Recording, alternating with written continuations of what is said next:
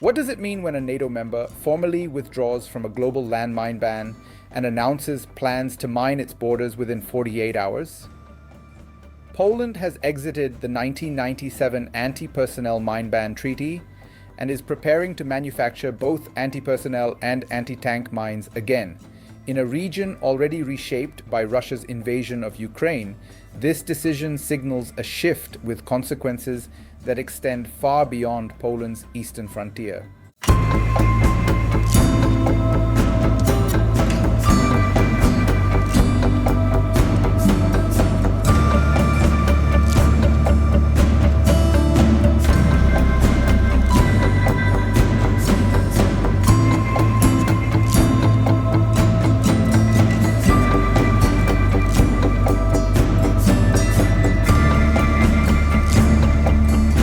If Poland's move triggers wider regional militarization, Europe's security architecture could harden into a more fortified, deterrence-driven posture. If it deters aggression without escalation, Warsaw may argue it has strengthened NATO's eastern flank at minimal cost. The stakes involve treaty norms, civilian protection standards, and the evolving balance between humanitarian commitments and national defense priorities. The Ottawa Convention, signed in 1997, prohibits the use, stockpiling, production, and transfer of anti-personnel landmines. These weapons are designed to detonate when triggered by human presence and have caused long-term civilian casualties in post-conflict zones such as Cambodia, Angola, and Bosnia and Herzegovina. Poland ratified the treaty in 2012 and completed destruction of its stockpiles by 2016. Its withdrawal marks a reversal of more than a decade of compliance with the global ban. Poland's deputy defense minister explained that anti-personnel and anti-tank mines will become part of what Warsaw calls the Eastern Shield, a fortified defense system under development since 2024 along borders with Belarus and Russia's Kaliningrad region. He described the mines as a critical element of NATO's Eastern defense architecture. The government has stated that deployment would occur only in the event of a realistic threat of Russian aggression, not as a standing peacetime measure. Russia's full-scale invasion of Ukraine in 2022 transformed security perceptions across Central and Eastern Europe. Poland, sharing a long border with Belarus and proximity to Kaliningrad, reassessed its defensive doctrine. In 2024, Warsaw joined Finland, Estonia, Latvia, Lithuania, and Ukraine in announcing intentions to withdraw from the treaty. Russia, notably, never acceded to the Ottawa Convention.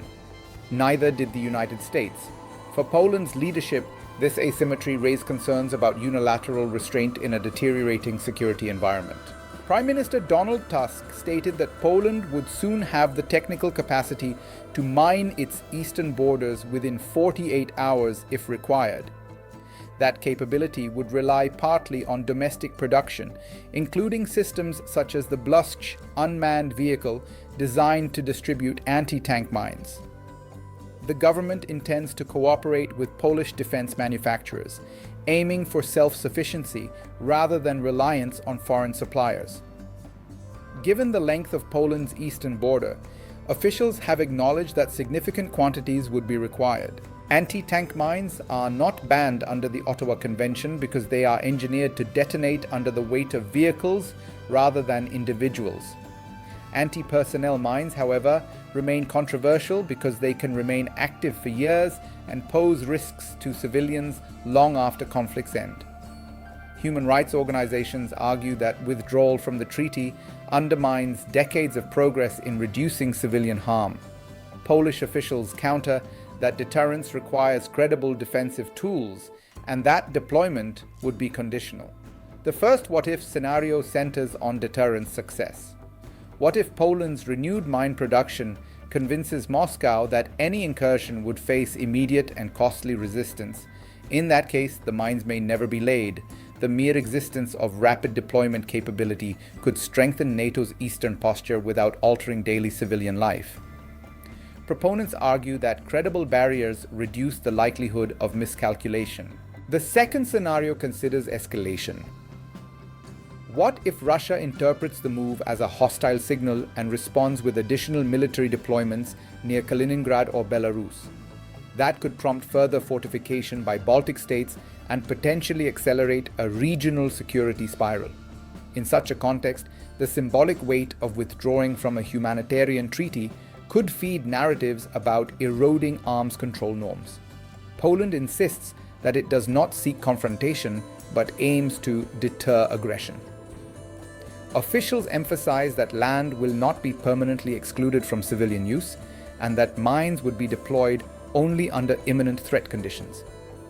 The balancing act involves preserving treaty-era humanitarian commitments while adapting to post-2022 realities. This tension reflects a broader European debate.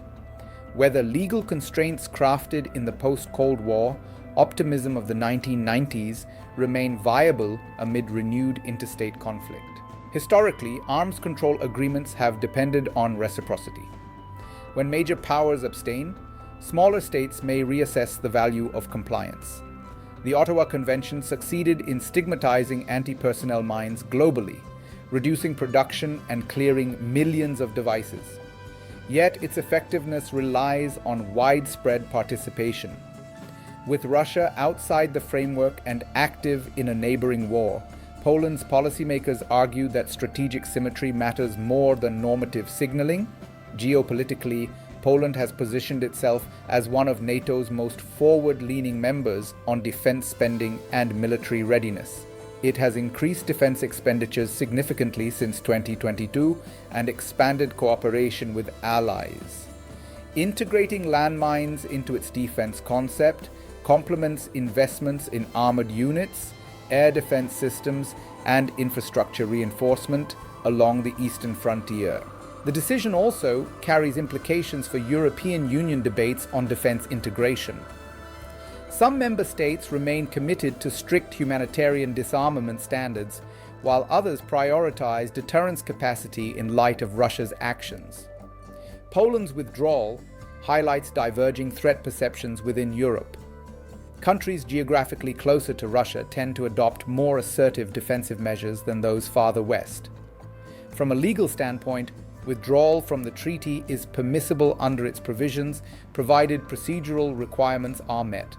The broader question is normative rather than procedural, whether this signals a shift away from humanitarian arms control toward a renewed emphasis on territorial defense measures that were common during the Cold War. As events unfold, observers should monitor production timelines, legislative adjustments, and NATO consultations. Will additional countries follow Poland's lead, or will this remain a regional exception driven by proximity to Russia? Watch for signs of Russian countermeasures, including troop deployments or rhetorical escalation, as well as reactions from human rights organizations and European institutions.